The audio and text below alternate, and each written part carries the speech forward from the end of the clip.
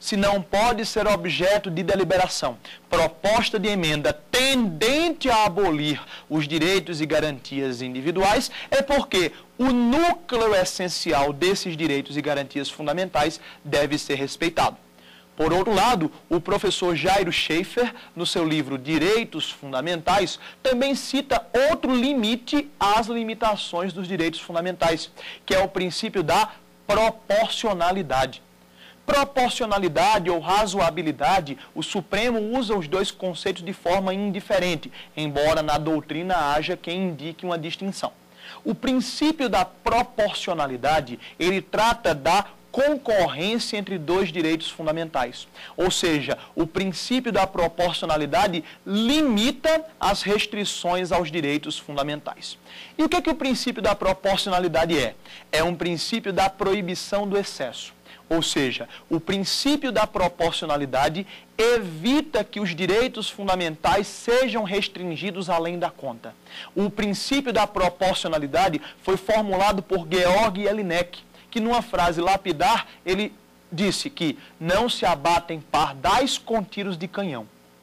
Quer dizer, com um canhão eu consigo matar um pardal? Claro que sim.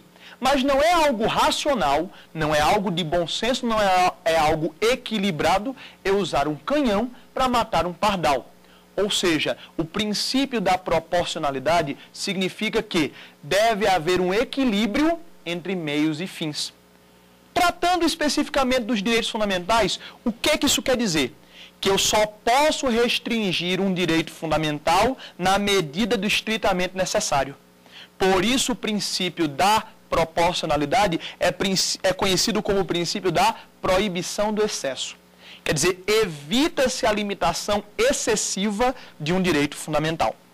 Dessa forma, quando dois direitos fundamentais estiverem em conflito, eu devo assegurar que eu vá usar o meio menos gravoso possível para poder limitar esses direitos fundamentais. Inclusive, a doutrina alemã, numa lição plenamente aceita no Brasil, diz que o princípio da proporcionalidade admite 3 subprincípios: a adequação, a necessidade e a ponderação, ou proporcionalidade em sentido estrito. O que é que isso quer dizer? A adequação quer dizer que, se eu vou restringir um direito fundamental, eu tenho que utilizar um meio que seja adequado a resolver aquela finalidade de restrição. Ou seja, se eu vou restringir um direito fundamental para proteger outro, eu tenho que usar um meio que seja adequado, um meio que consiga chegar àquela finalidade. O princípio da necessidade, o subprincípio da necessidade, indica que eu devo restringir um direito fundamental na medida do estritamente necessário. E o princípio da ponderação ou da proporcionalidade em sentido estrito significa que eu devo guardar um equilíbrio entre os dois direitos. Quer dizer, eu devo sacrificar o direito fundamental violado, restringido, apenas no que seja compatível com a importância dele na concorrência com o direito fundamental que vai ser respeitado. 3 exemplos práticos ajudam a entender melhor esses 3 subprincípios da proporcionalidade, que são a adequação, a necessidade e a ponderação ou proporcionalidade em sentido estrito. O primeiro exemplo ocorreu lá na Alemanha na década de 60. Há uma lei em vigor na Alemanha que prevê que os animais devem ser transportados com acesso à luz solar e à ventilação e espaço para se locomoverem. Acontece que foi barrado, com base nessa lei, um carregamento de trem que tinha um carregamento de minhocas, alegando-se que as minhocas não tinham acesso à luz solar, nem à ventilação, nem a espaço para se locomover. O caso, pasmem, chegou até o Tribunal Constitucional Federal Alemão.